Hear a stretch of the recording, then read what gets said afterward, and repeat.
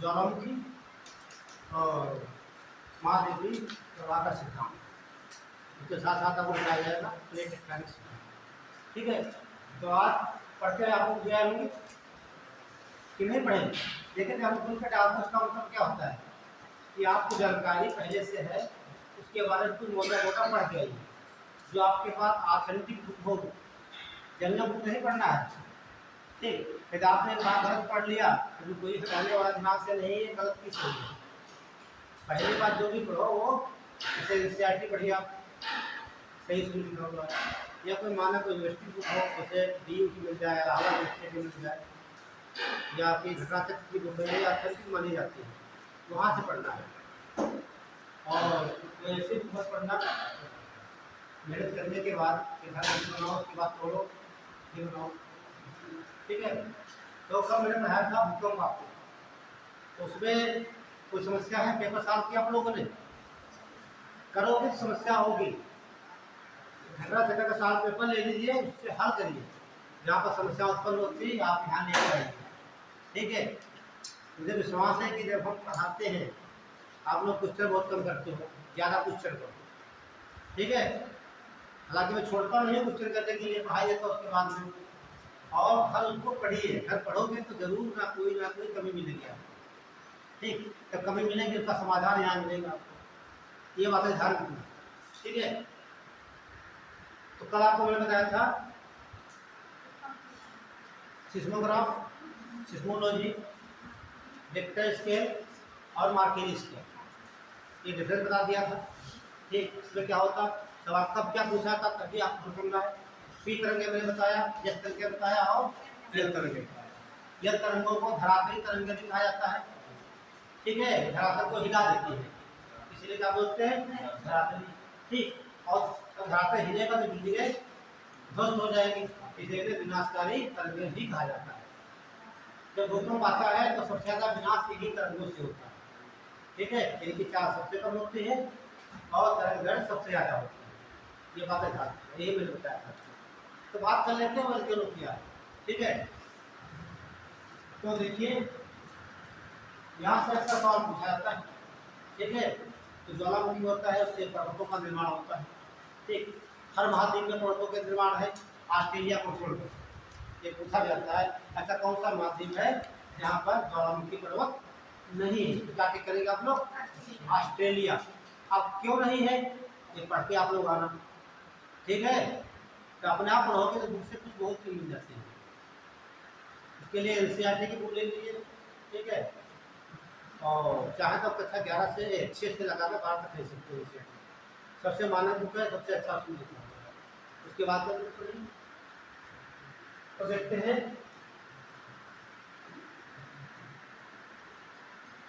भूकंप। ठीक है, तो सॉरी भूकंप नहीं, ज्वालामुखी।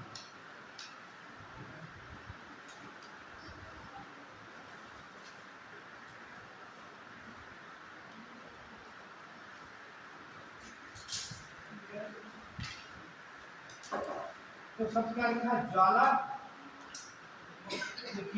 मतलब ऐसा मुख जहाँ से ज्वाला निकलती हो, है ना। ज्वाला का मतलब जहाँ पर आग जलेगी वहीं पर ज्वाला होगी।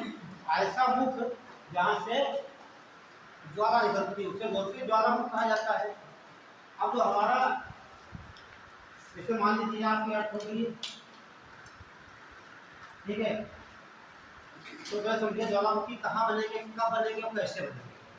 क्लियर, एक बात समझिए, जो हमारी पृथ्वी है तो पृथ्वी जो बाहर के फर्श से क्या कहा जाता है, तो बताएगा, इसे कहते हैं ये क्रस्ट। क्लियर, हमारी बात समझिए, कल बताया था आपको मैंने मेंटल कोर। ठीक, पश्चिम कैसे घूमती है, पश्चिम से पूर्व घूमती है। और ये जो आप देखते हैं क्रस्ट मेंटल कोर, तो इसमें इनका जो है घूमने का तरीका अलग अलग है। कहने का मतलब डेंसिटी इसकी अलग, इसकी डेंसिटी अलग, तीनों की डेंसिटी अलग, इनका द्रव्यमान अलग अलग है। ठीक है, जैसे मान लीजिए दो बराबर ताकत के हैं, ठीक, एक पर लाद दिया जाए 20 किलो का भार, दूसरे पे 40 किलो का, तो वो 7 चला दीजिए तो 4 तब 20 की हो जाएगी, तो भार ज़्यादा है ना। उसी प्रकार कहीं भार ज़्यादा कहीं कम है तो इनकी गति अलग हो जाती है। कहने का मतलब जो ये घूम रही है इसका मूवमेंट इसका दोनों में अंतर है, तो दोनों के बीच में घर्षण बल उत्पन्न हो जाता है। घर्षण बल जो होगा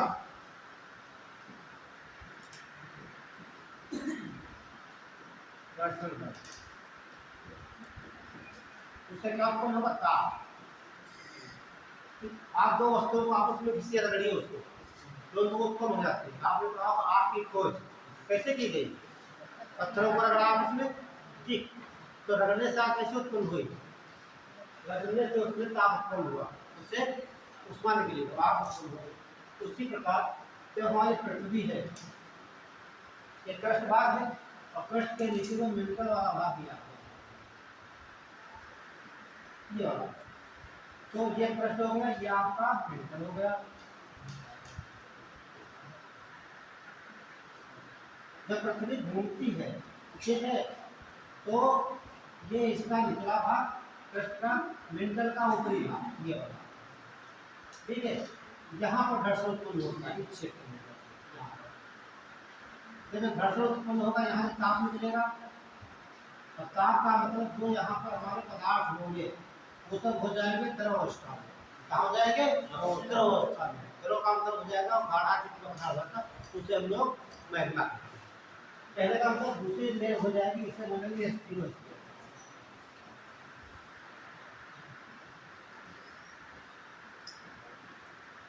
ठीक, जब यहाँ पर उष्मा उत्पन्न होगी उस पर जाएगी कहाँ, जैसे आपका रूम है सब बंद कर दिया जाए, इधर से हवा भर दी जाए, लगातार भरते रहे तो उसमें कुछ परिवर्तन होगा नहीं होगा,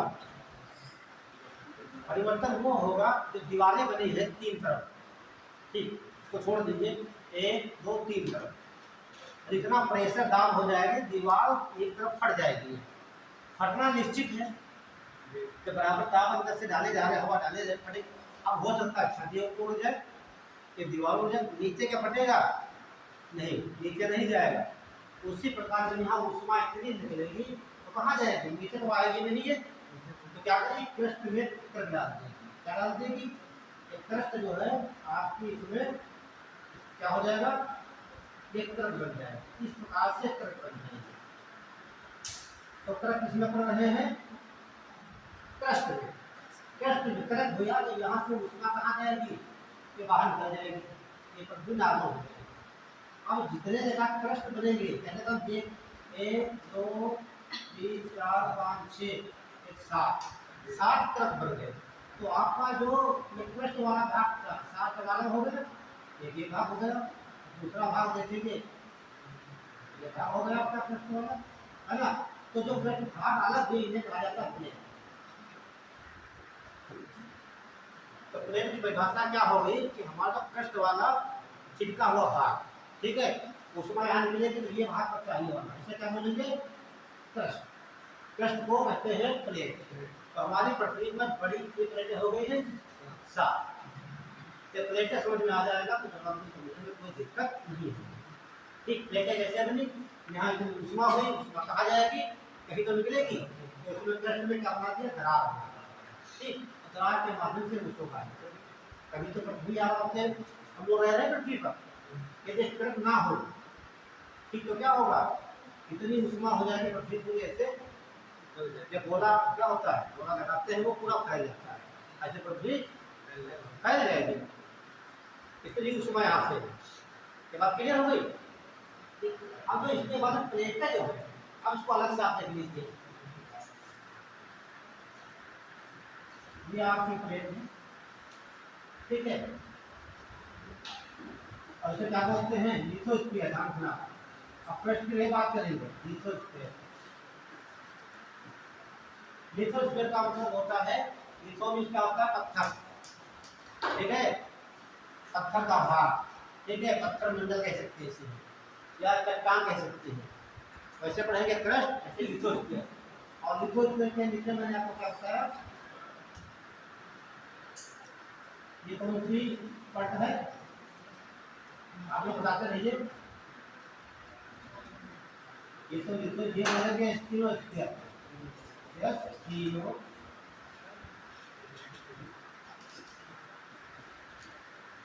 हिंदी बोलेंगे दुर्बलता मंडल। ठीक, क्या है? दुर्बलता मंडल। दुर्बलता मंडल द्रव के रूप में है और क्रस्ट इसी के ऊपर तैर रहा है। एक बार ध्यान रखना, तो डायग्राम में देखा था, ये क्या हो गया, ये आपका द्रव रूप हो गया, इसके ऊपर क्रस्ट क्या तैर रहा है। जिस प्रकार का मैंने आपको बताया था, पानी के ऊपर थाली रहती है, नाव में आदमी कागज का, तो तैरता है। उसी प्रकार हमारी जो क्रस्ट कहाँ तैरती है? स्फीयरोस्फीयर के ऊपर। ठीक है, दो भाग, तो ये क्रस्ट ऊपर तैर रही है। ये तो बात क्लियर हो गई। अब आगे समझे यहाँ पे होता क्या है।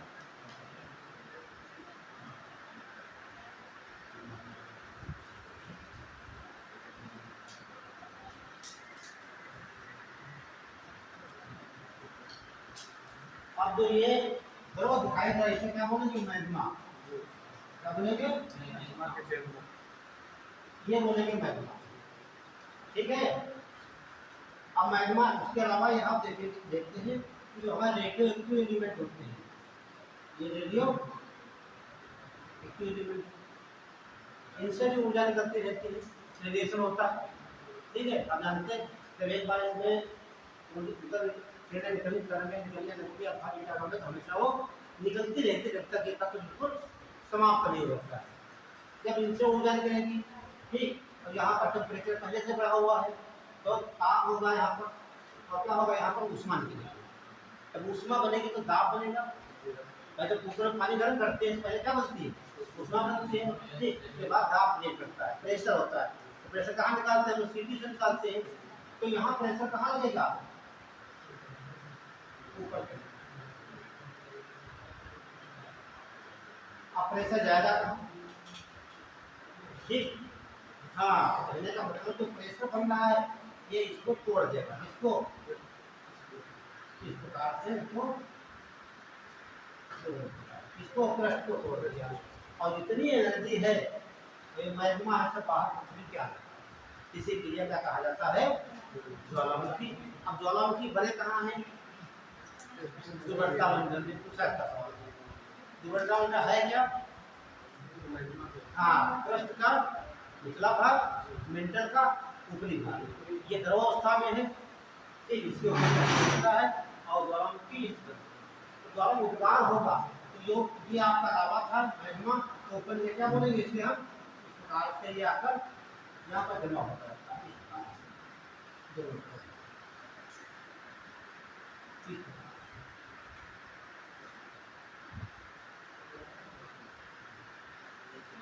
अब जो ऊपर आया, इसे क्या बोलेंगे? लावा। जो पदार्थ पृथ्वी के अंदर था वो मैग्मा कहे हैं, जब यह आता पृथ्वी के ऊपर तो उसे क्या कहा जाता है? ठीक, क्लियर। उसके बाद देखिए, इसे जो कहा जाता है कि ये पाइप है, इसे ज्वालामुखी पाइप कहा जाता है, वोल्केनो पाइप या ज्वालामुखी नली कहा जाता है। ये आपका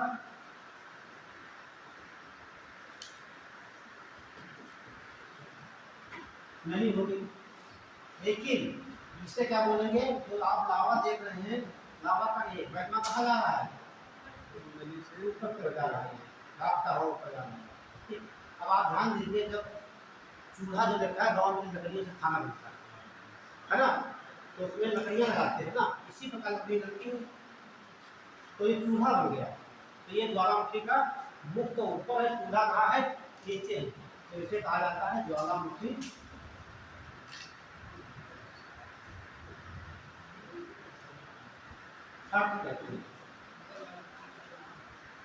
ठीक है, तो ज्वालामुखी हल पे आपका मैग्मा कहा जाता है पृथ्वी की सतह पर। एक बात, अगली बात देखिए, ये यहाँ पर ज्वालामुखी एक बार उद्गार हो गया। ठीक, एक बार उद्गार हुआ तो उसे क्या बोलेंगे? सक्रिय ज्वालामुखी। क्या बोलेंगे? सक्रिय का मतलब उसमें हमेशा जो है कि यहाँ से आग निकलती रहती है। ठीक, अब मान लीजिए आग निकली एक बार, उसके बाद बस 20-50 साल तक यहाँ से कोई आग नहीं निकली, तो क्या होगा? इसलिए आपका ऐसे बंद हो जाएगा। ठीक, बंद हो गया। तो यहाँ बन जाएगा पानी। क्या बन गया? पानी या जल भर गया। कहाँ से आएगा? बरसात से आएगा। तो बन जाएगी झील। क्या बन गई? झील बन गई। लेकिन इसके मुंह को कहा जाता है क्रेटर। क्या बोलते हैं? क्रेटर। क्रेटर मतलब क्या हो गया? ज्वालामुखी का मुंह। जहाँ ज्वालामुखी के मुंह से आग निकलती है उसे बोलते हैं क्रेटर। लेकिन जब पानी भर जाएगा यहाँ पर तो इसे क्या बोलेंगे? क्रेटर झील। क्रेटर, ये क्रेटर झील होगी। अब ये इसका आकार बहुत बड़ा हो जाता है तो इसे काल क्या बोलते हैं? कालडेरा कहा जाता है। ये पूछा कालडेरा। ठीक, कालडेरा क्या हो गया? ज्वालामुखी का मुख है लेकिन उसका आकार बहुत बड़ा। छोटा आकार तो क्रेटर के होंगे। ये बात तो क्लियर हो गई। सक्रिय। दूसरी बात है कि एक बार उद्गार होने के बाद बहुत दिन तक यहाँ उद्गार नहीं होता है। ठीक, कहने का मतलब ये सुसुप्त अवस्था में हो गया। क्या हो गया? सुसुप्त अवस्था में हो गया। अब मान लीजिए, लेकिन संभावना रहती है यहाँ पर कभी भी उद्गार हो सकता है। लेकिन मान लीजिए 100 साल हो गए, 200 साल हो गए, इसमें उद्गार नहीं हुआ है। आगे संभावना नहीं है कि कभी इसमें उद्गार हो, तो ऐसे बोला जाता है शांत गलन। क्या बोलेंगे? शांत गलन। तो ज्वालामुखी कितने प्रकार के हो गए? मैंने कहा ज्वालामुखी के द्वारा बनने वाले पर्वत जो है वो 3 प्रकार के। वन एग्जाम में सीधे पूछ जाता है ये सक्रिय ज्वालामुखी है, कि सुसुप्त है, कि शांत ज्वालामुखी है। इसमें क्या पूछेगा? ज्वालामुखी का नाम देता है, महाद्वीप का नाम दे देता है कि किस महाद्वीप में कौन स्थित। इतने इसका ट्रेन। ठीक है, तो आपको डायग्राम बना ली होंगे आप लोग? ये बना लीजिए, फिर आपको लिखवा देते पॉइंट। ये बना लीजिए ऊपर वाला। अच्छा, ट्रस्ट मिलिट्री तमाम बातें मैंने बता दी हैं आपको। ठीक है, और ये बातें दिखाई नहीं जाती तो समझी जाती है। तो समझने वाला है समझा दिया मैंने, तो दिखाने वाला है तो भी दिख जाती है। और जो पूछना आप लोग पूछ सकते हैं।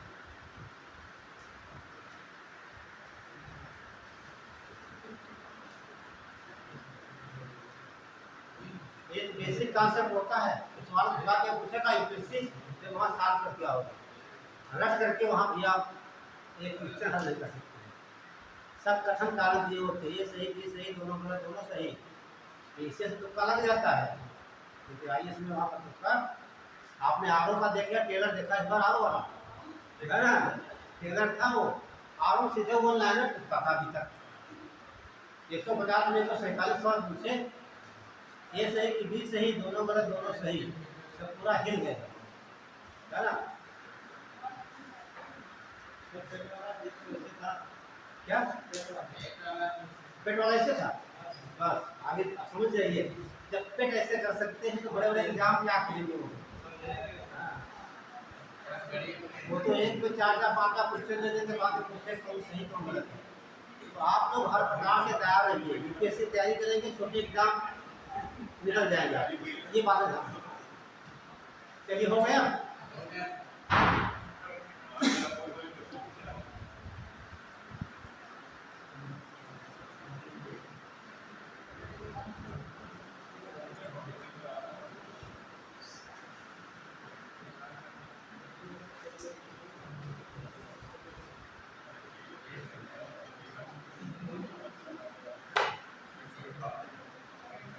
और समझिए, जब ज्वालामुखी का उद्गार होगा, ठीक है, जब उद्गार होगा तो यहाँ से एक तो आपका लावा ठंडा हो गया यहाँ पर, लेकिन ऊपर तो कुछ जाएगा, उसके यहाँ बन जाएगा, ऊपर क्या निकलेगा?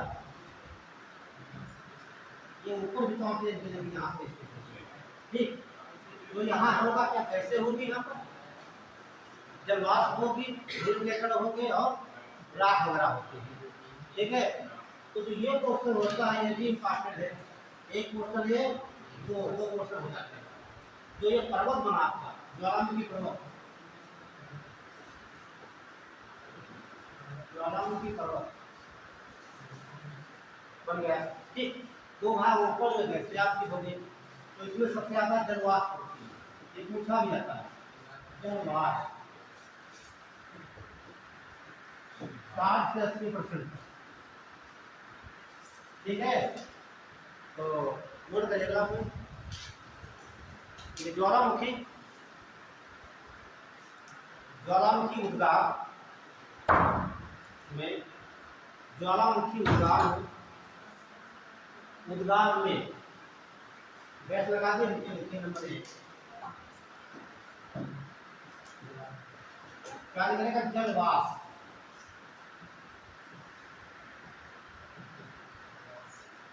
कितने 60 से 80%।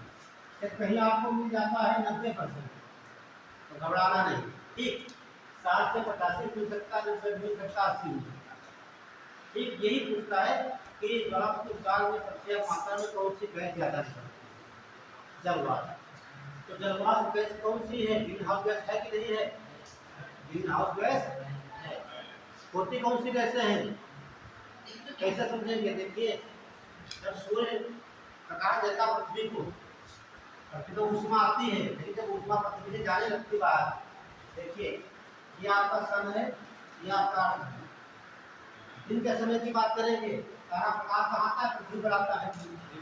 जब सूर्य गायब हो जाता है, ये चला जाएगा, जो ऊष्मा यहाँ पर है वो कहाँ जाएगी, वो विवाह में भागने लगती है।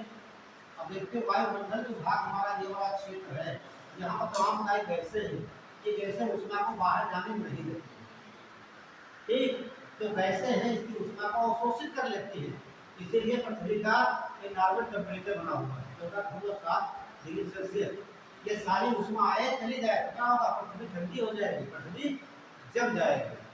जैसे अन्य ग्रहों पे दिन में तो बहुत ज़्यादा टेम्परेचर है, रात में माइनस में चला जाता है। ठीक है, तो यहाँ पर सबसे अधिक मात्रा में क्या है, जलवाष्प। जलवाष्प जो है ग्रीन हाउस गैस है। ठीक, उसकी मात्रा होती है 72% तक। ये सवाल अक्सर आता है, किलो पेट का पेट आता है, इनमें से कौन से ग्रीन हाउस क्या बोलते हो, ग्रीन हाउस गैस नहीं है। ठीक, और उसमें रहता है जलवाष्प। जलवाष्प को आप देखिए क्या होता है, ये इसकी भाप होती है, कैसे हो सकती है, फिर आपको परिभाषा मालूम है कि ग्रीन हाउस मतलब होता क्या है। ठीक, इसलिए ग्रीन हाउस का इस्तेमाल हरी हरी भरी बनी, ये बेसिक आंसर होता है, इससे आप सवाल होता है।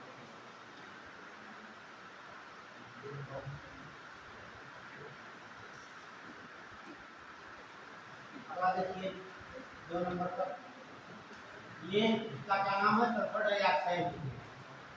सल्फर डाइऑक्साइड से sulphur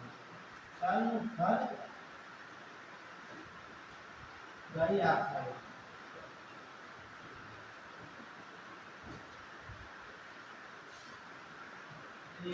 carbon dioxide, carbon monoxide, ऐसे बहुत सी गैसें निकलती है वहाँ से। ठीक है, मीथेन है, हाइड्रोजन है, नाइट्रोजन है, ऑक्सीजन है। ऑक्सीजन तो होगी, जलवाष्प तो है ना, ऑक्सीजन और बहुत सी गैसें निकलती है, हाइड्रोजन, नाइट्रोजन, CO2, तमाम गैसें निकलती है। ये तो मैंने पूछता है यहाँ पे कौन गैसें निकलती है, बस मिल लीजिए जलवाष्प मात्रा सबसे ज़्यादा है। बाकी सल्फर डाइऑक्साइड हो गई आपकी, ठीक है, और कार्बन डाइऑक्साइड हो गया, कार्बन मोनोऑक्साइड हो गई, ऑक्सीजन हो गया, हाइड्रोजन हो गया, नाइट्रोजन और में मीथेन को क्या कहते हैं हम लोग, मार्स गैस कहते हैं, मार्स या गोबर गैस या प्राकृतिक गैस। ठीक है, जहाँ पर नीचे पेट्रोल होता है उसके ऊपर गैस होती है। अगला पॉइंट देखिए,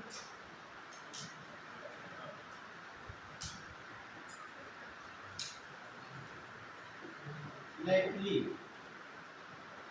देखिए लैक्टली, देखिए जब उद्गार होगा इसका उद्गार होगा, देखिए यहाँ से कुछ इस प्रकार के छोटे छोटे चट्टान जो होती है ये भी आ जाती है। कहने का मतलब लावा ठंडा होगा, ये मटर के दामों जैसा बन जाता है, क्या बन जाता है, इससे कहा जाता है लैक्टली, ये सूखा जाता है। लैक्टली, लैक्टली क्या है,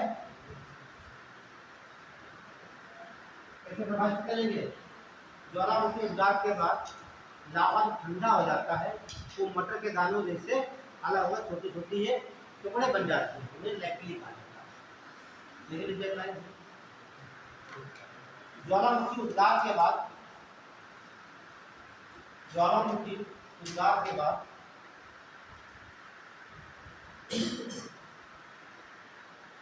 मटर के दानों जैसी, मटर के दानों जैसी छोटी छोटी या छोटे छोटे टुकड़ों को लैटली कहा जाता है। छोटे छोटे टुकड़ों को लैटली कहा जाता है। तो लैटली क्या हो गए? ये छोटे छोटे मटर के दाने जैसे टुकड़े ये होते हैं, तो लैटली के। लेकिन जो बड़े ये हो जाते हैं काट के, तब ये कहा जाता है कम कम। ठीक है, ये साफ हो रही सामान को आने के जड़ दिख रहा हो। ठीक है, तो ये कपड़ा को कहते हैं। ठीक, अगर ये सब ये क्रेटर क्रेटर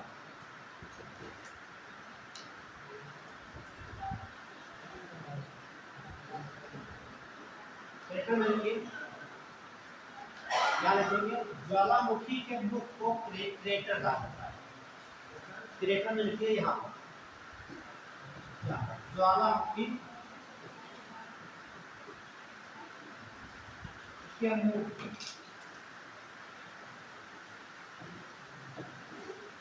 ठीक, ज्वालामुखी के मुख को क्या बोलेंगे? क्रेटर। हमारे ये लेके क्रेटर जी जरूर कर लीजिए आप, ताकि क्लियर हो। क्रेटर जी क्या होता है? लेकिन जब, हाँ क्या हो गया? हाँ वेरी गुड। जब क्रेटर में, क्रेटर में यह लिख देना ज्वालामुखी, ज्वालामुखी का मुख। ठीक, जब क्रेटर या ज्वालामुखी के मुख में जल भर जाता है, जल भर जाता है, तब इसे क्रेटर झील कहा जाता है। तब इसे क्रेटर झील कहा जाता है।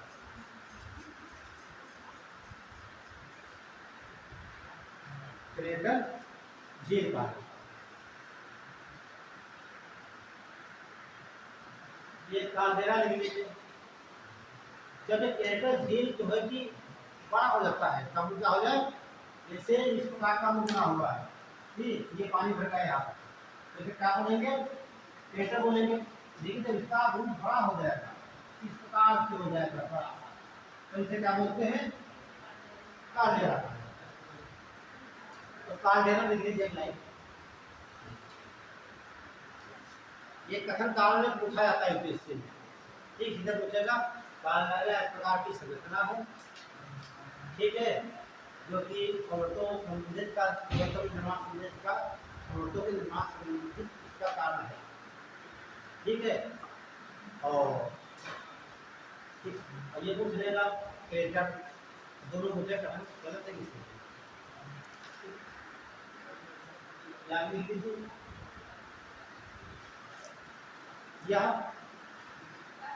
यह क्रेटर का बड़ा रूप होता है, यह क्रेटर का बड़ा रूप होता है।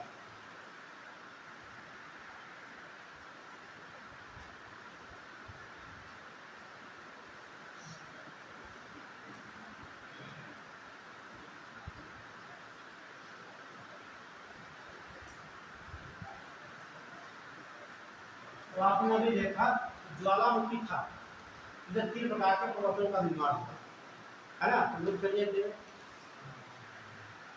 ज्वालामुखी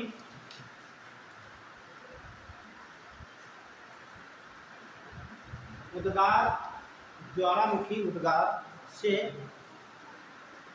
ज्वालामुखी उद्गार से 3 प्रकार के पर्वतों का निर्माण होता है। 3 प्रकार के पर्वतों का निर्माण होता है।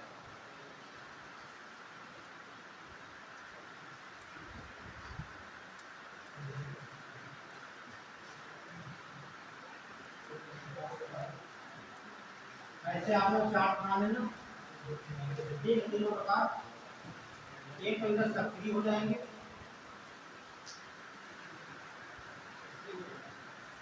सक्रिय ज्वालामुखी,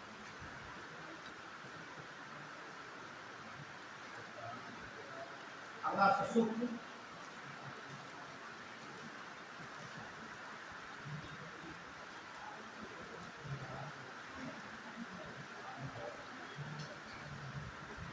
सुषुप्त ज्वालामुखी, और लास्ट में शांत।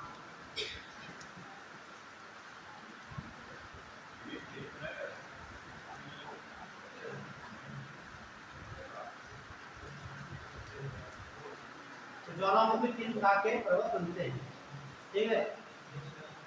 और कौन कौन पर्वत कहाँ पर स्थित है पूछा जाता है, हम आपको ट्रिक बता देते हैं 3 की, ठीक है, वो याद कर लेना। तो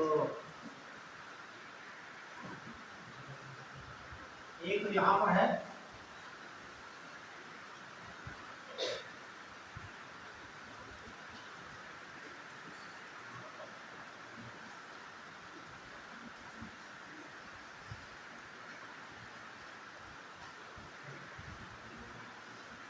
यहाँ तो बहुत आसान है,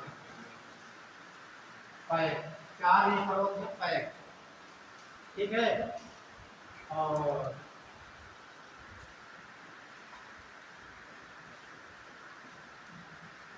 बिना कप, कप कप देखा लोगों ने क्या करना, ठीक है। ये इतने पर्वत मुख्य रूप से हैं, तो ये सक्रिय पर्वत आपके हैं, और ये बिना कप सुषुप्त है, पैक आपके शांत है। तो एक ये देख लीजिए, ये जो मोना लोहा बहुत इंपॉर्टेंट है, मोना लोहा।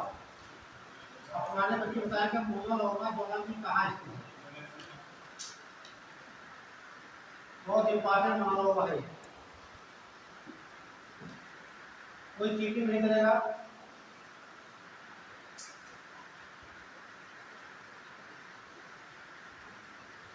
इंडोनेशिया नहीं है, हाँ बताइए, ये पड़ता हवाई द्वीप पर, आगे हवाई द्वीप कहाँ है, ठीक है, हवाई द्वीप कहाँ है, जैसे भारत का एक राज्य है, उसी प्रकार जो ये हवाई द्वीप का अमेरिका का राज्य है, अमेरिका के पश्चिम में, हाँ, ये उत्तरी प्रशांत महासागर, उत्तरी प्रशांत महासागर में स्थित है, ठीक है, ध्यान रखना, बहुत इंपॉर्टेंट है। अगला है आपका एटना, एटना जानते कहाँ पड़ेगा आपका, और बताओ पूरा बताओ, वेरी गुड, सिसिली द्वीप पड़ता है, सिसिली, सिसिली द्वीप, आप यहाँ लिखेंगे इटली,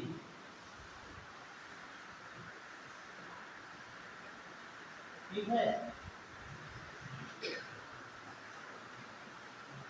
मोना लोहा, ठीक, एटना सुना होगा आप लोगों ने, तो छोटे एग्जाम से पूछेगा कौन सा सक्रिय कहाँ पर स्थित है, ठीक। अगला देखिए,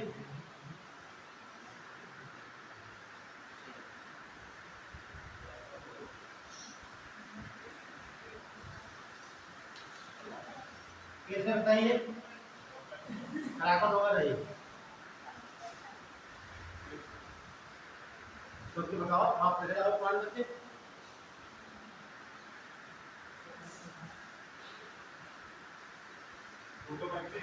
फोटो टैक्सी है ना,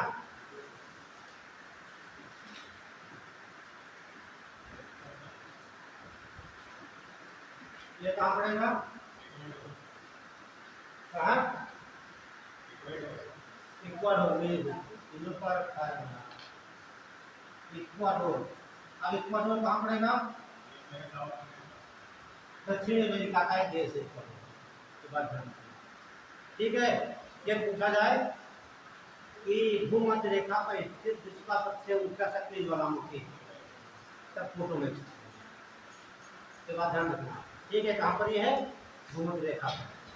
कहाँ पड़ेगा इक्वेटर। और 4 कर दीजिए।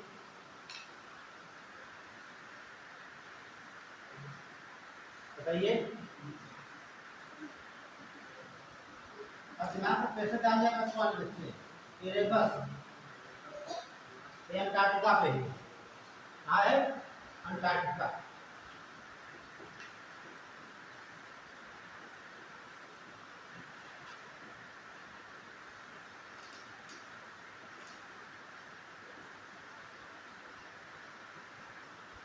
से बहुत इंपॉर्टेंट दिया है।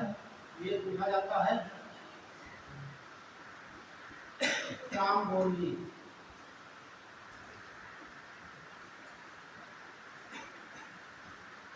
एक बार पुराने बच्चे बताएं स्ट्राम्बोली कहाँ पड़ेगा। भूमध्य सागर में। अभी मजा नहीं आया है। ये कोई देश छोड़ना भूमध्य सागर है। दिल्ली में एक नेपाली द्वीप है। ये नेटलस हो उसमें देख सकते हो आप लोग। कौन सा द्वीप मैंने बताया। नेपाली द्वीप। नेपाली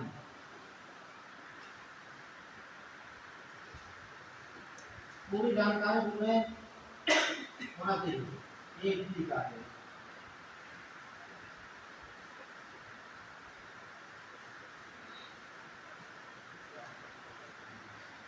और बात समझ लीजिए इसके बारे में।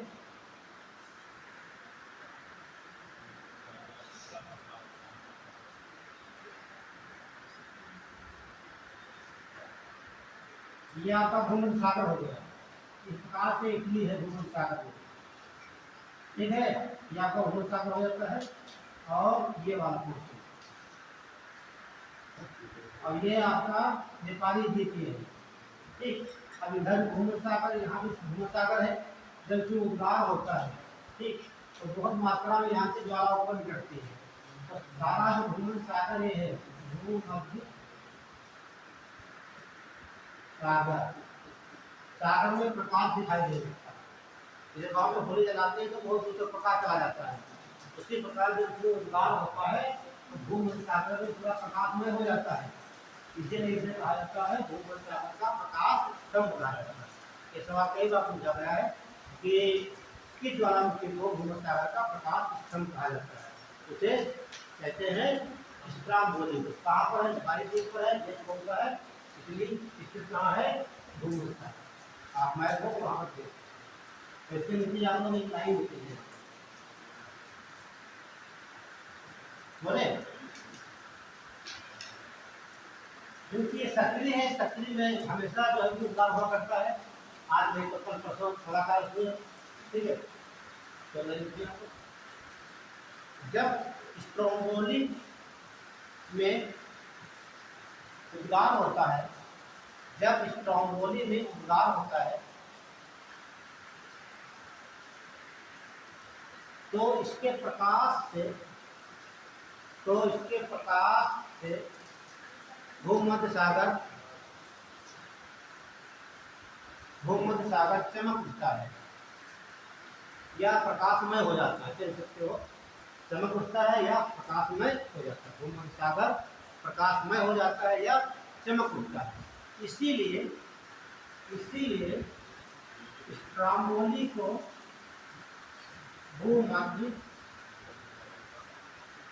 सागर का प्रकाश स्तंभ कहा जाता है। ये लाइन बहुत इंपॉर्टेंट है। ठीक है इसीलिए स्ट्रोम्बोली को भूमध्य सागर का प्रकाश स्तंभ कहा जाता है।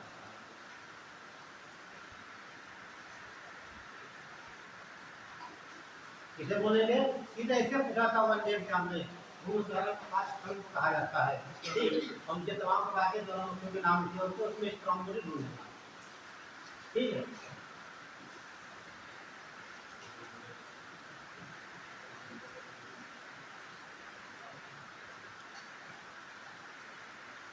अगला देखिए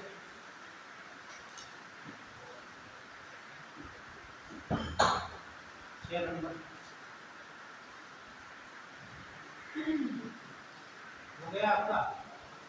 ये है बहुत इंपॉर्टेंट समझ हो जाएगा। किलाई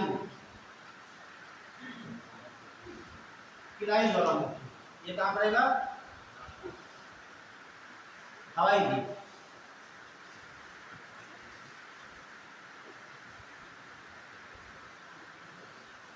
हवाई द्वीप ये कहाँ है? तो आपने देखा दो ज्वालामुखी कहाँ पर है? हवाई द्वीप। एक किलाई और दूसरा मोना लोवा।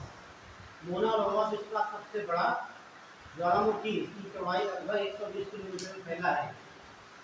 इतने में हाँ, ये तो सबसे बड़ा पूछा जाए तो हम मोना लोवा ठीक करेंगे। लेकिन सबसे ऊंचा राजा भूमि रेखा पर तो फोटोग्राफी, लेकिन विश्व का सबसे ऊंचा सक्रिय ज्वालामुखी 8 साल हो गया अभी आ जाएगा। नोट कर लिया। फिलहाल कहाँ पड़ेगा आपका? हवाई द्वीप पर। तो कहाँ पड़ेगा ये? अमेरिका का एक राज्य, जैसे उत्तर प्रदेश, उत्तराखंड, ये सब भारत के राज्य। 7 नंबर देखिए वो लिखना है, वो से यही है वो जस्ट हाँ वो जस्ट ए सालाटो।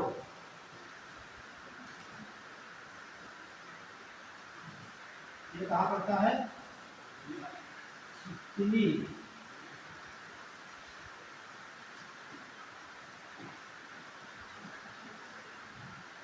ये आपका पड़ेगा चिली। चिली की कैपिटल क्या है?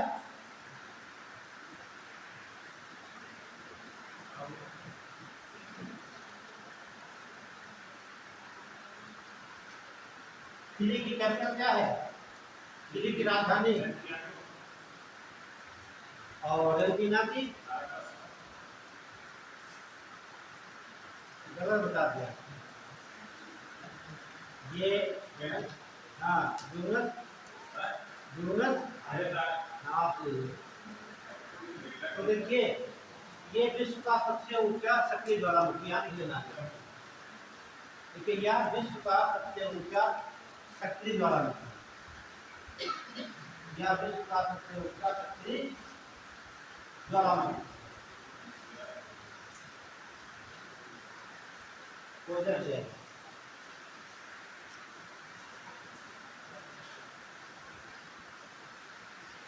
और मेरापी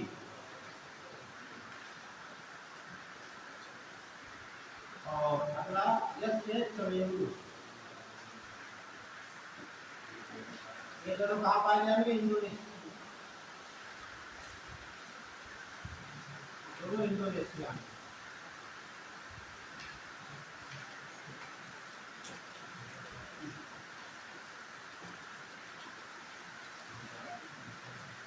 और ये भारत का है चक्रद्वीप, क्या मतलब से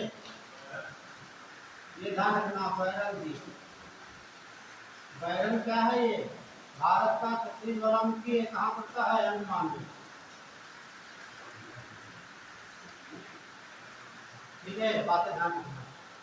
यहाँ पर दो तीन बातें ध्यान देने योग्य है। एक तो आपका जो मोना लोवा है विश्व का सबसे बड़ा ज्वालामुखी है, हवाई द्वीप पर स्थित है। अगला देखेंगे आपका फोटो गैलेक्सी, ये विश्व का सबसे ऊंचा पर्वत है, इसकी ऊंचाई भी नहीं देखते आपको बता दूं। ये फोटो गैलेक्सी ये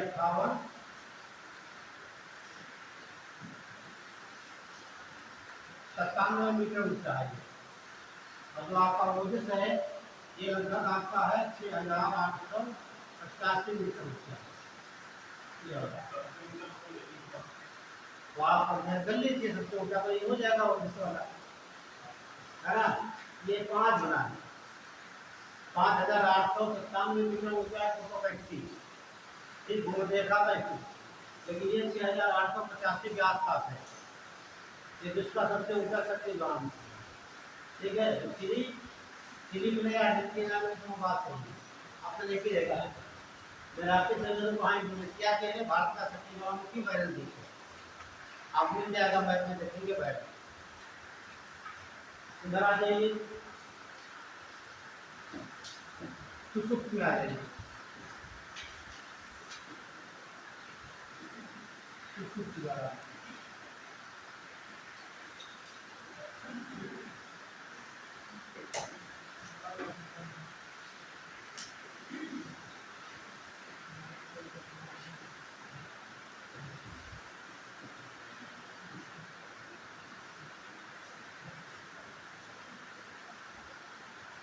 तो कुछ पॉइंट बताएंगे, कुछ ध्यान रखना, ठीक है। ये पॉइंट दिखाई गई मैंने, इन्हें क्या बताया था आपको, इन्हें क्या बताया था आपको? हाँ, बिना का मतलब चार बिना कैसे, बिना का है ना। तो 20 से विसुवियस, विसुवियस कहाँ पड़ता है? तो ध्यान रखना, ये आपका इटली है। और ना से नाथुला, नाथुलम या कहीं या नाथुला कहीं, ये कहाँ पड़ता है? अंडमान में। अंडमान कहाँ है भैया? भारत में। तो भारत में दो ज्वालामुखी पर्वत है, एक तो भैरंती सक्री, नारकोंडा कहता है, ये सुसुप्त डार्मेंट है, कभी भी इसमें उद्गार हो सकता है, ठीक है। कहाँ से प्राकट हुआ? ये तो बहुत फेमस रहा है, जब उसका उद्गार हुआ था इसकी आवाज निगाह तक सुनी गई थी, 40 किलोमीटर ऊंचाई तक इसका चल गया था, ठीक है। निवार को इसका धमाका सुना गया था, इतना भारी भरपूर था ये, इतना तेज धमाका हुआ। अब उनके कष्ट जो भी थोड़ा होगा, लेकिन उसी कष्ट नहीं होगी उसके पास, है ना। ये इंडोनेशिया था।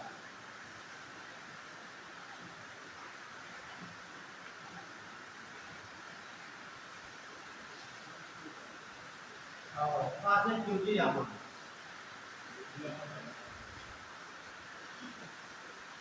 ये कहाँ पड़ता है?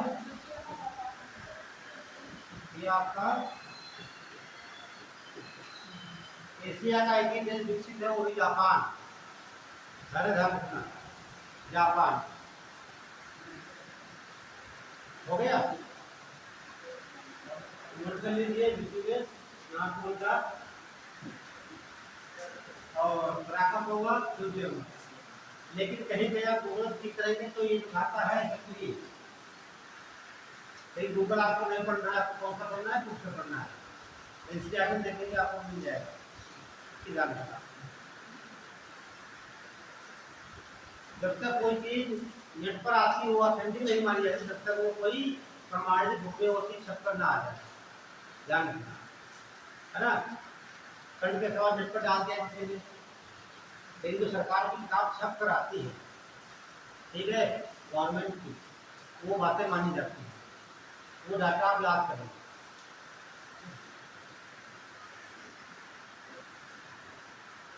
अगर तीसरा देखिए शांत जवाब,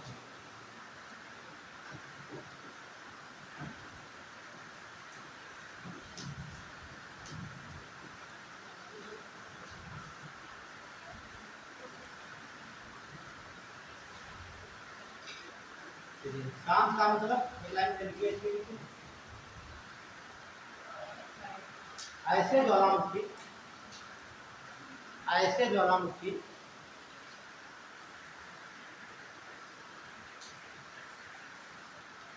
जो भविष्य में, ऐसे ज्वालामुखी जो भविष्य में कभी भी उद्गार नहीं हो सकते हैं। देखिए उद्गार नहीं हो सकते हैं कहा गया है, ये नहीं है कि उद्गार नहीं होगा, है ना। संभावना रहती है कि भविष्य में एक बीच में उद्गार नहीं होगा, ठीक है, संभावना रहती है, लेकिन एक दिन पूछ के उद्गार नहीं करेंगे। जिस दिन वो प्रेशर बन गया का तो बाहर सब आ जाएगा, ठीक है, ध्यान रखना। और आपको पता है जो ये पृथ्वी है इसके चारों तरफ ये क्षेत्र है पृष्ठ के सीधे जवाब ये सब चारों मैग्मा ये है ये सब क्या है ये क्षेत्र मैग्मा है सब आपका इसी पृथ्वी तैर रही है पृष्ठ तैर रहा है ठीक है। अब ये नहीं कह सकते यहाँ पर रही है यहाँ पर ब्लास्ट होगा तो यहाँ पर होगा यहाँ पर मान लीजिए मैग्मा चैम्बर बन जाता है और यहाँ पर कभी मान लीजिए जो आपको दिखाएंगे यहाँ पर पोका मान लीजिए रहा होगा यहाँ ठीक तो शांत पड़ा है कई साल से अब यहाँ पर ब्लास्ट होना है तो यहाँ पर कहीं उन्नति हो कहाँ कर देगा यहाँ पर तो कहाँ योग्य कहाँ जाएगा सक्रिय में आ जाएगा ठीक है। तो संभावना रहती है कि भविष्य में इनका कभी रोजगार नहीं होगा अन्य प्रश्न आप नहीं कह सकते हैं कि रोजगार नहीं होगा वो तो आप कहीं नहीं कह सकते हैं ठीक जहाँ पर प्लेट होगी वहाँ पर कहीं समय का हो सकता है आप कहोगे इस क्षेत्र में तो नहीं होता है क्योंकि यहाँ पर प्लेटें बहुत मोटी है ठीक है। तो यहाँ पर आपको पैर ज्यादा आ रहा है ना हाँ भाई वही बता रहे हैं जो समझने वाले समझ गए है ना। तो पीछे आपका है टोका ये कहाँ पड़ेगा बर्मा में बर्मा या बोलते म्यांमार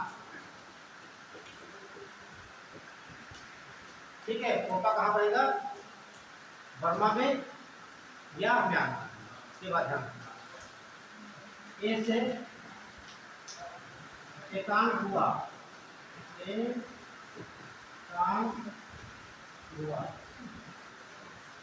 एकांक हुआ याद करना ये कहाँ पड़ेगा वहाँ दक्षिणी अमेरिका साउथ अमेरिका है ना दक्षिणी अमेरिका का एक हाँ है तो कहाँ पड़ेगा ये एकांक हुआ बताइए तो ये पड़ता है बॉर्डर के चिली और अर्जेंटीना के ठीक आप चिली कह सकते हो इसमें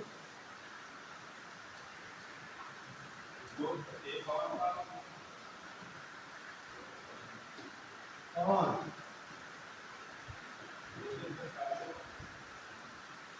चिली मान सकते हो ठीक है क्योंकि ज्यादा भाग चिली में है कम भाग पड़ता है अर्जेंटीना में इसलिए चिली कहा जाता है ठीक ये चिली ऑप्शन नहीं दिया तो आपको अर्जेंटीना में लग भी जाएगा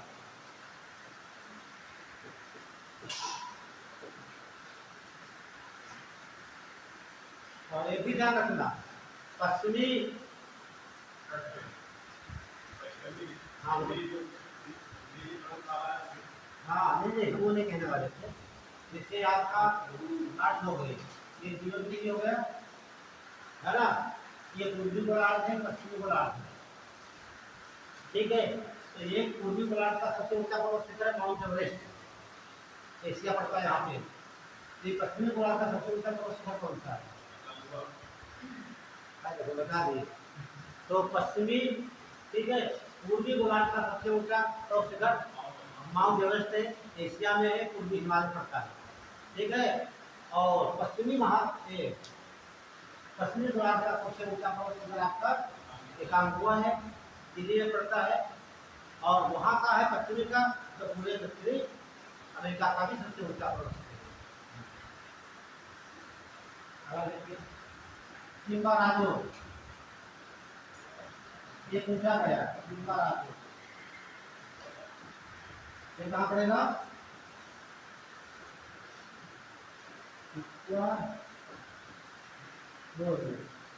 इक्वाडोर है इक्वाडोर लास्ट में आपका है किलिमंजारो ये कहाँ पड़ेगा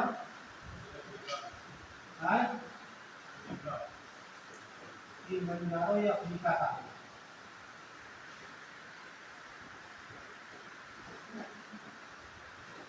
ये मुख्य मोटे आपके थे याद रखना अफ्रीका में एक ही है किलिमंजारो ऐसे किलिमंजारो को प्री टेड माउंटेन भी कहा जाता है। प्री, ठीक है, प्री टेड माउंटेन। क्यों? जैसे जो पर्वत होते हैं, नोट कर लिया आप लोगों ने, जो पर्वत होते हैं इससे मानो कोई पर्वत श्रृंखला नहीं है।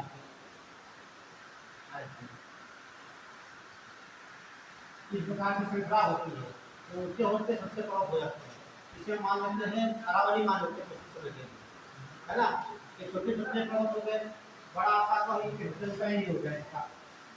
तो जितने पर्वत होते हैं किसी टाइप के पर्वत श्रेणी के रूप होते हैं, लेकिन कोई पर्वत जैसे यहाँ सीतापुर में है, ठीक, कोई पर्वत ऐसे उतार हो जाए, आपका कोई श्रेणी ना हो, ठीक, जैसे कहा जाता है फ्री स्टेट माउंटेन। क्या बोलते हैं? Free state mountain. अकेला ही है, वहां भी अकेला है और इसमें भी अकेला है, इसलिए कहीं घूम सकता है, ठीक है। इसके आसपास में और पहाड़ियां होती हैं, यहाँ पर नहीं, अकेला बना। चलिए ये आपके माउंटेन है, आप डाल लीजिए हेडिंग। लेकिन जब आपको पढ़ाने जा रहे हैं उससे किस प्रकार आपके महाद्वीप बने और किस प्रकार समझ लीजिए था। जैसे मान लीजिए ये जो प्लेट है, क्या ये प्लेट है, और उसके नीचे कौन सा भाग होगा? ये आपको कुछ सहायता करने को हमारी, है ना। ये तो लिथोस्फीयर हो गया, ये क्या हो गया? स्टेनोस्फीयर हो गया। हिंदी गुणवत्ता में बोल सकते हो, ये आपका मैग्मा है ना। जो प्लेट है इसके ऊपर जल भी है और थल भी। अब मान लीजिए ये प्लेट बहुत मजबूत है, यहाँ पर बना मैग्मा आपका ये होगा, तो मैग्मा कहाँ जाएगा? ऊपर जाएगा। अब इसको तोड़ नहीं सकता, कितनी मजबूत है, तो क्या हो जाएगा? इसकी अगली आपका टूटता है,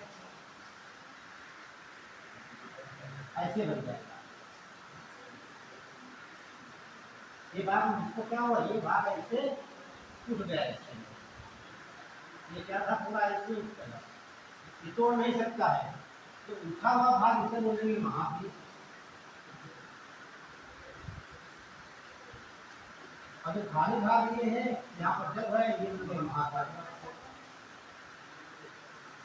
ठीक, ये जो आपको बता दिया मैंने 20 सेकंड के अंदर, ये क्रिया इतनी आसान नहीं है, अरे बहुत कुछ समझेंगे आप कैसे बोले। तो डाल लेते हैं जी, महाद्वीपीय प्रवाह का सिद्धांत।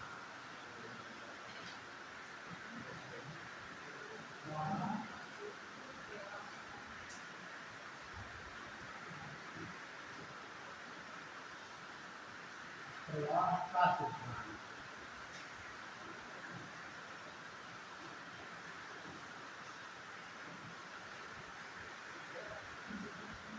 इससे पता चल रहा होगा कि महाद्वीप जो है प्रवाह कम तरफ चल रहे हैं, ठीक है। महाद्वीपीय प्रवाह का ऐसा एक सिद्धांत जो सिद्ध करेगा कि महाद्वीप में आज भी गति हो रही है, आज भी महाद्वीप चल रहे हैं, ये स्थिर नहीं है, ठीक। इसके लिए बहुत से वैज्ञानिकों ने काम किया। देखिए वैज्ञानिक है अल्फ्रेड वेगनर, है ना, क्या नाम है? अल्फ्रेड वेगनर, बहुत फेमस वैज्ञानिक है अल्फ्रेड वेगनर।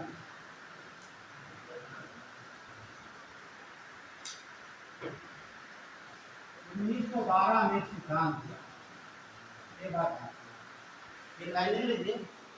इस सिद्धांत का प्रतिपादक, इस सिद्धांत का प्रतिपादक जर्मन वैज्ञानिक, इस सिद्धांत का प्रतिपादन जर्मन वैज्ञानिक अल्फ्रेड वेगनर ने 1912 में किया था।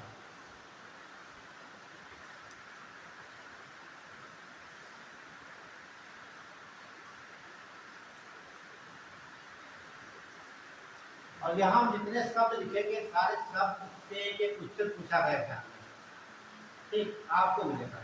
मेंस में अनुसार सीधे सिद्धांत के बारे में पूछ लेता है, आलोचनात्मक व्याख्या कीजिए, ठीक है। तमाम प्रकार से बनता मेंस के द्वारा फिर में तो पूछा जाता है।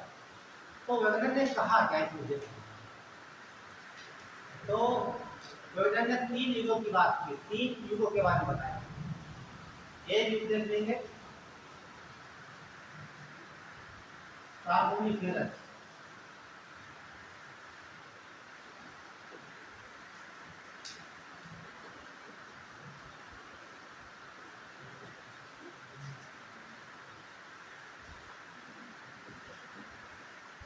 उन्होंने पृथ्वी समझे एक सिद्धांत दिया, महाद्वीपीय प्रवाह का सिद्धांत।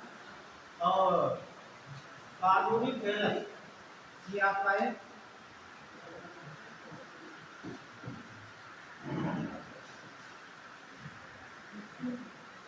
एक युग है, लगभग 350 मिलियन वर्ष पहले की बात बता रहे हैं।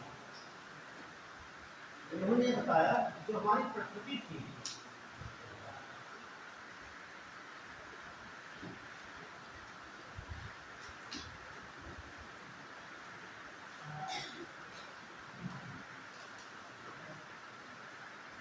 ये हमारी पृथ्वी है, ठीक। पृथ्वी को उन्होंने कहा पैंजिया, क्या बोला? ये सवाल पूछा जाता है, पृथ्वी को सबसे पहले पैंजिया किसने कहा? किसने कहा? वैगनर ने कहा। और पैंजिया के चारों तरफ कुछ जल भरा हुआ था, इसके कारण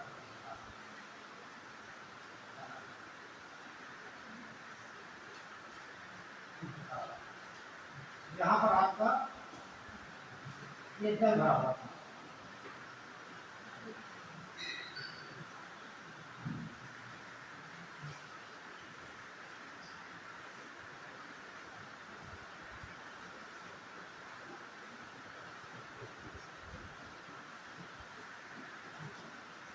और जो जल था इसे कहा गया पैंथालास था।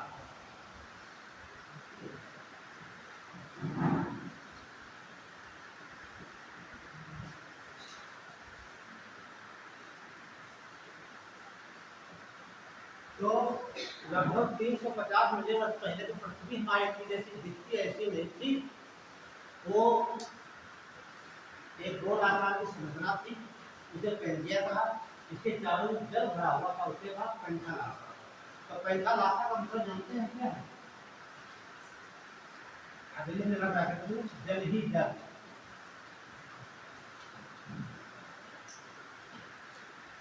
जल ही।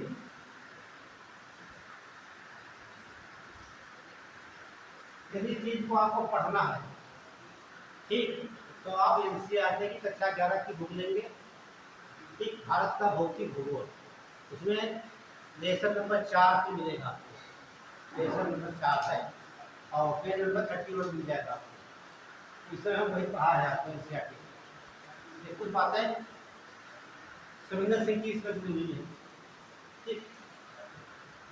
तो ये डायग्राम बनाइए पहले आप लोग, फिटिंग डाल के कानून इसमें बन गया। एक लाइन नीचे लिखिए। वैगनर के अनुसार, वैगनर के अनुसार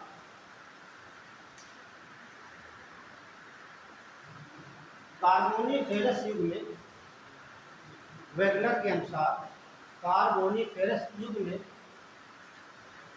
विश्व के सभी महाद्वीप, विश्व के सभी महाद्वीप आपस में जुड़े हुए थे, सभी महाद्वीप जुड़े हुए थे,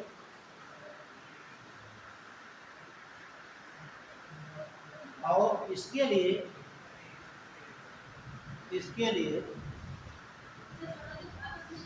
आपस में जुड़े हुए थे, और इसके लिए वैगनर ने पैंजिया शब्द प्रयोग किया। वैगनर ने इसके लिए पैंजिया शब्द प्रयोग किया।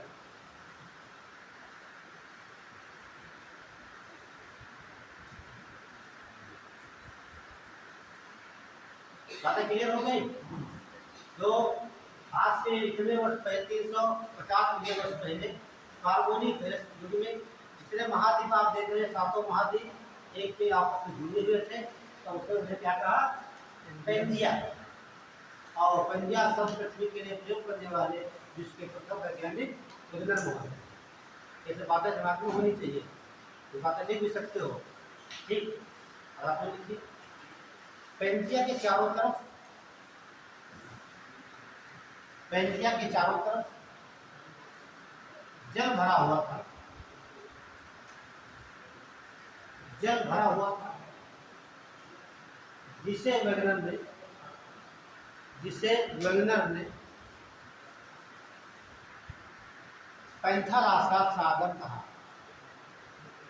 जिसे वेगनर ने पैंथालासा सागर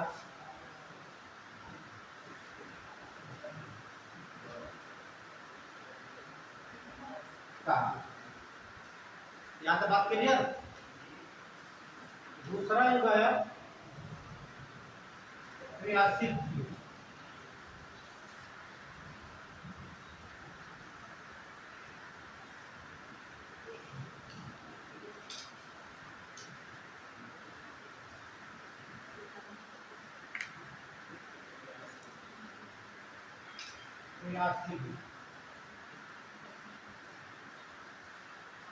ठीक है, लगभग 225 मिलियन वर्ष पहले की बात, ठीक है। तो जो आप देख रहे थे पेंजिया, ठीक, ये आपकी पेंजिया जो थी ये दो भाग में बटने लगी। दूसरे भाग में पहले का मतलब जो आपकी पेंजिया थी ये, ठीक है, कुछ भाग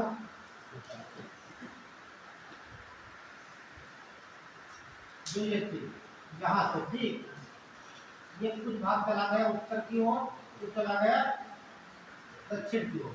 आधा भाग कहाँ गया, उत्तर की ओर, आधा चला गया दक्षिण की ओर।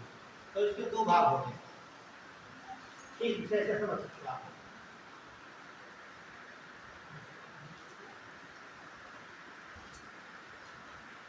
एक भाग को कहा गया, ये आ गया उत्तर की ओर, और दूसरा आ गया आपका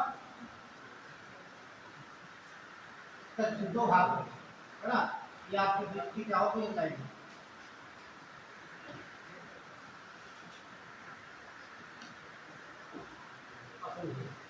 दो भाग चला गया उत्तर की ओर, यहाँ से, इसे कहा लारेशिया, लारेशिया।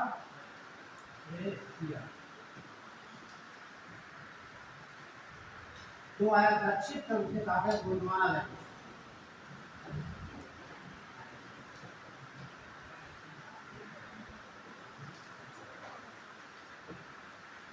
और इसका दूसरा नाम है अंगारा लैंड भी कहा जाता है ना। लेकिन ये बात मैंने कहा था आपको, पढ़ा रहे इसमें एनसीईआरटी में अंगारा लैंड का जिक्र नहीं है। इसमें क्या बताता है वो, एनसीईआरटी बताती है लारेशिया, लेकिन आपको अंगारा लैंड भी याद रखना कि यही सवाल पूछा गया, इसे बोलते हैं अंगारा लैंड।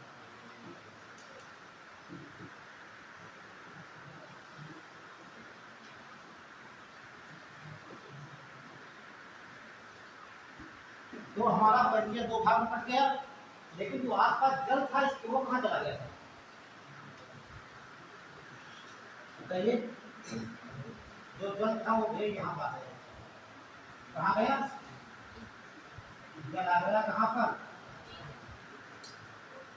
ये आ गया था जल।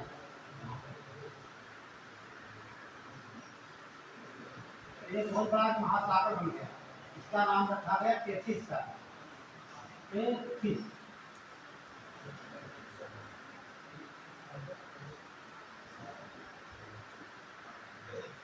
तो वही पैंथालासा था।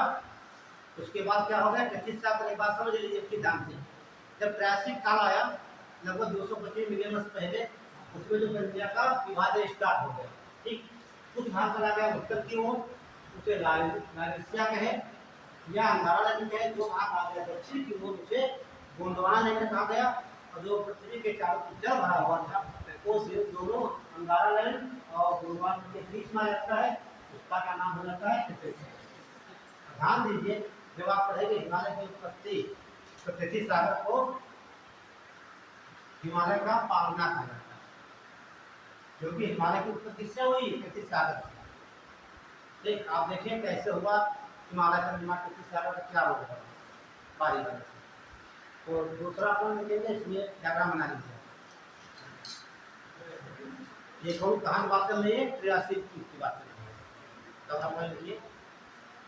वेगनर के अनुसार वेगनर के अनुसार त्रियासी युग में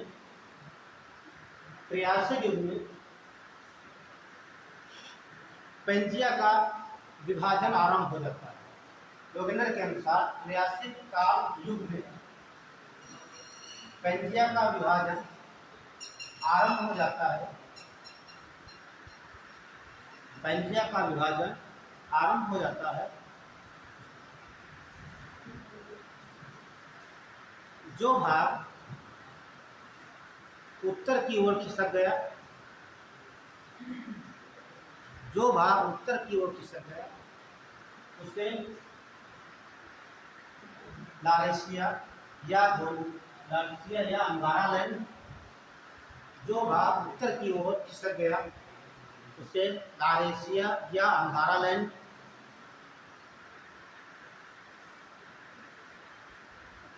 और जो भाग दक्षिण की ओर खिसक गया, जो भाग दक्षिण की ओर खिसक गया उसे गोंडवाना लैंड कहा गया, उसे गोंडवाना लैंड कहा गया, उसे गोंडवाना लैंड कहा गया।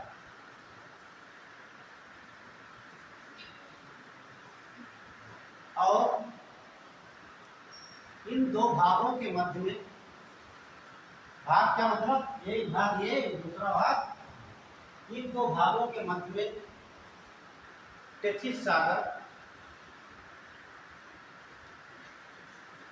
इन दो भागों के मध्य में टेथिस सागर बन जाता है, टेथिस सागर बन जाता है।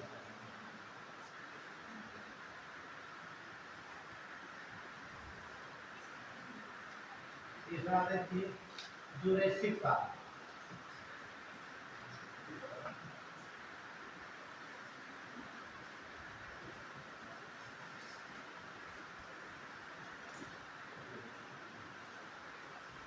जुरेसिक काल मूवी देखा होगा सब लोगों ने, है ना? और आपने पढ़ा होगा बुक्स में कि पृथ्वी पर जो डायनासोर थे वो इसी युग में थे, है? और उनका विनाश एक उल्कापिंड से हुआ था। उल्कापिंड बहुत भारी था, मैसूर के पास गिरा था, ठीक है? इतना उसका विकराल रूप था कि जितने पेड़ पौधे जीव जंतु सब नष्ट हो गए। जो बचे हुए थे वहाँ पर वो सुनामी लहरों से समाप्त हो गए, कुछ जीव बचे थे, ठीक है? तो पृथ्वी कभी भी, समझ रहे हो हमारी बात? इसलिए कहने का मतलब है जल्दी पढ़िए, जल्दी नौकरी कर लीजिए, इसलिए आप चाहते हो सुख सुविधा, है ना? एक मत करिए, है ना? वही बता रहे हैं, मैंने ये नहीं कहा, ठीक है? मैंने एग्जाम्पल दिया, मेरा संकेत किधर है आप समझ रहे, है ना? वरना बहुत नीचे हो जाएंगे, जो भी एग्जाम लेते हो तैयारी करते रहो। ये बात हो गई। अब देखिए, नोट करिए एक लाइन यहाँ। इस युग में ये लाइन पूछी आती है, इस युग में कौन सा युग? जुरेसिक। इस युग में गोंडवाना लैंड का विभाजन प्रारंभ हो जाता है। गोंडवाना लैंड का विभाजन प्रारंभ हो जाता है।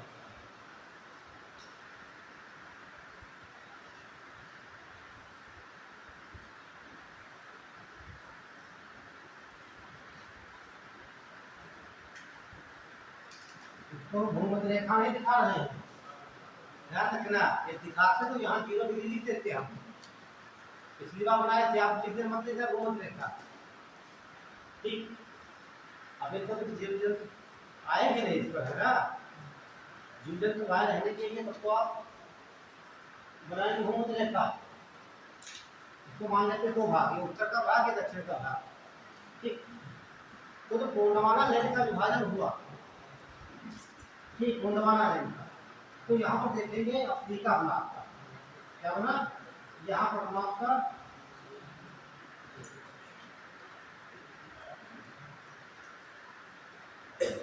अफ्रीका बना, और इसी से लगा हुआ था ये जो देख रहे हैं ये अपना भारत है, भारत यहाँ पर लगा हुआ था, अफ्रीका से टूट कर वहाँ पहुँचा है।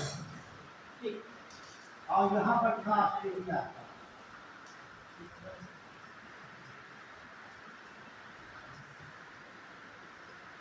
और इधर आपका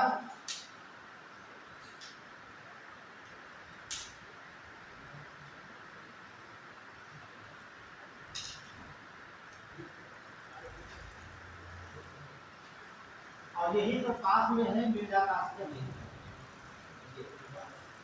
तो आप देखते हैं ये कौन सा हो गया आपका, ये नॉर्थ अमेरिका, ये साउथ अमेरिका हो गया, ये आपका अफ्रीका हो गया, ये मेडागास्कर हो गया, ये इंडिया हो गया, ये ऑस्ट्रेलिया हो गया। ठीक है, गोंडवाना लैंड के टूटने से दक्षिणी अमेरिका, अफ्रीका, मेडागास्कर, प्रायद्वीपीय भारत, भारत पूरा नहीं बना, प्रायद्वीपीय भारत बना। ठीक है, भारत और ऑस्ट्रेलिया का निर्माण, ये पूछा जाता है कि जैसे कौन सा भाग गोंडवाना लैंड का है या नहीं। क्लियर, जब ये भाग टूटेगा आपका, कौन सा, अंगारा लैंड, तो क्या बनेगा आपका, आप देखेंगे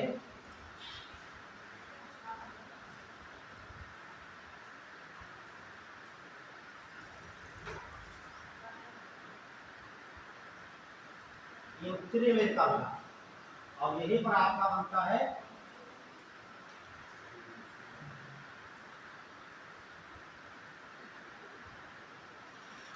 एशिया बनता है, और ये आपका यूरोप हो जाता है, ये एशिया हो जाता है, ये आपका नॉर्थ में। ये ध्यान रखना कौन किसके टूटने से बना। ठीक है, उसमें क्या लिखे आप,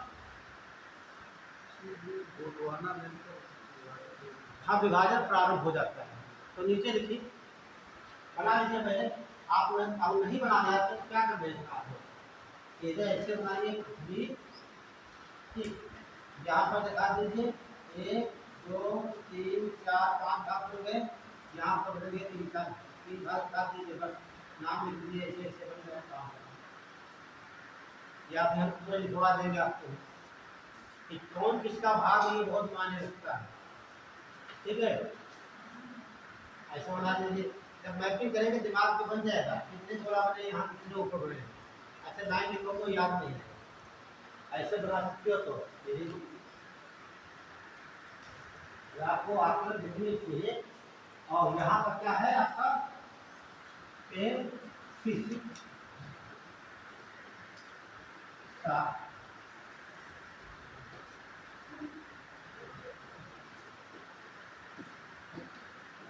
सागर,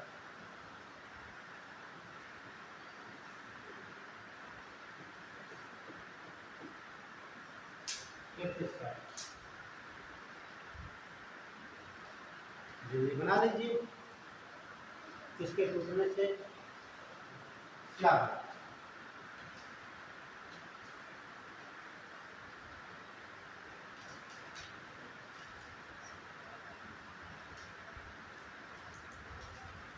बढ़े आगे, हो गया, चलिए अगला पॉइंट देखिए, गोंडवाना लैंड के टूटने से, गोंडवाना लैंड के टूटने से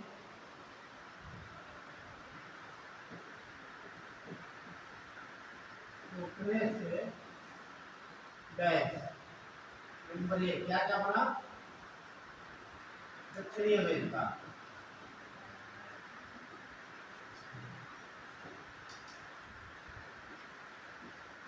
अफ्रीका,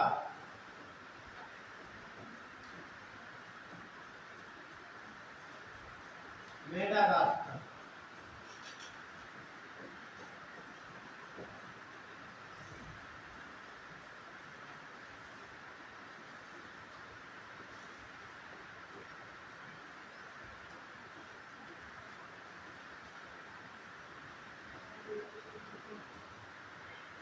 ये बात ध्यान रखना, केवल प्रायद्वीपीय भारत की बात, पूरा भारत नहीं, केवल प्रायद्वीपीय भारत।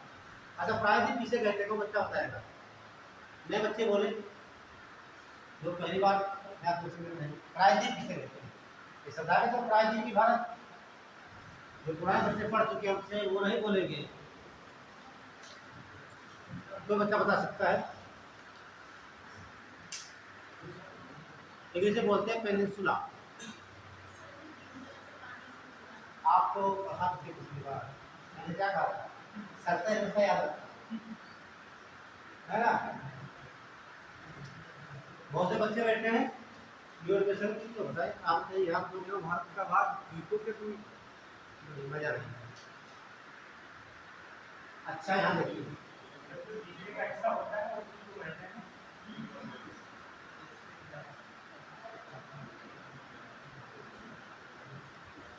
तो ये भाग हमारा है, इतना भाग है, ये इतना भाग, यही कहलाता है प्रायद्वीपीय भाग। ये क्या बोलते हैं? प्रायद्वीपीय।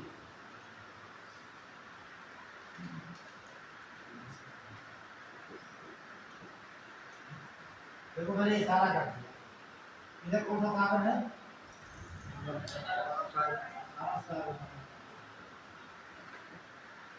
इधर कौन सा है? हिंद महासागर। इधर क्या है? बंगाल खाड़ी।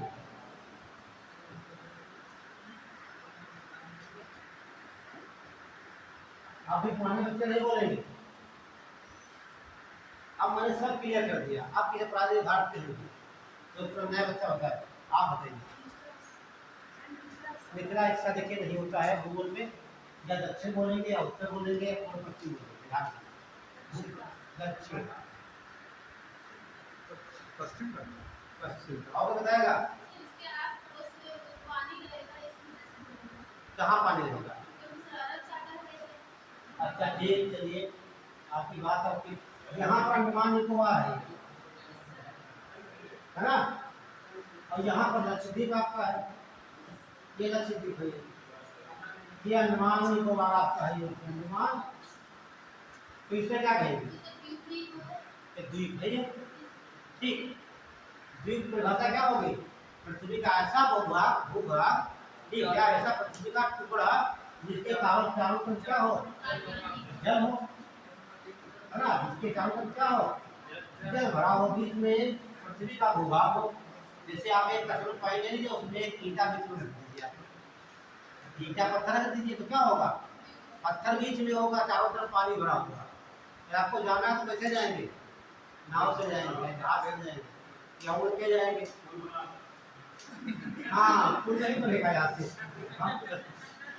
ऐसा करिए, एक प्रस्ताव बनवाते हैं आपका, तो यहाँ से बनवा लिया जाए पुल, यहाँ है ना, भारत से यहाँ बन जाएगा। क्या जरूरत है यहाँ से, एक बन जाएगा, है ना?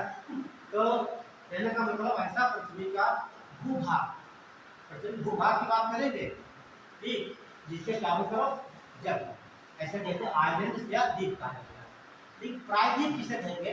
पृथ्वी का वह भूभाग इसके तीन ओर जल, दिख रहा आपको? तीन ओर क्या है? जल हो, लेकिन एक भाग कहाँ से लगा होगा? स्थल भाग से जुड़ा होगा। कहने का मतलब पृथ्वी का वह भूभाग जिसके तीनों ओर जल हो, एक भाग स्थल भाग से जुड़ा हो, इसे क्या कहेंगे हम? लेकिन यहाँ पर कहते हैं बात की खाड़ी कहते हैं। खाड़ी क्या होता है? जल का वात क्षेत्र, जल का वात क्षेत्र जिसके तीन ओर भूभाग हो।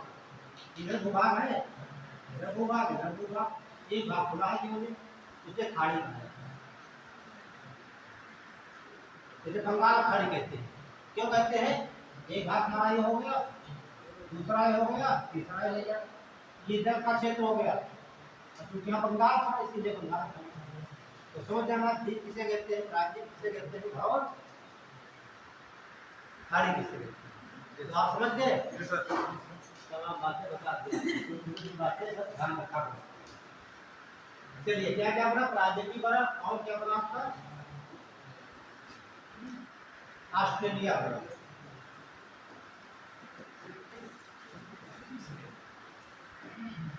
तो ये गोंडवाना लैंड के टोटल से 5 भाग बने, ठीक। और उसके बाद हम देखेंगे कि भारत का पहली भाग कैसे पहुंचा, ठीक, और कैसे टकराया, कैसे हिमालय बना, ठीक। ये तो किसके भाग हो गए, गोंडवाना लैंड के। अब देख लीजिए अंगारा लैंड के भाग, अंगारा लैंड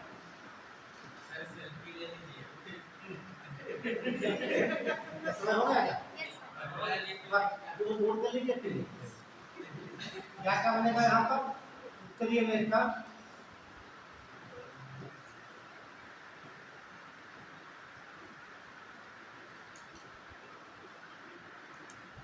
यूरेशिया,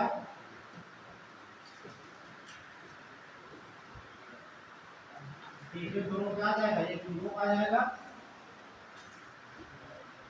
और एशिया आ जाएगा।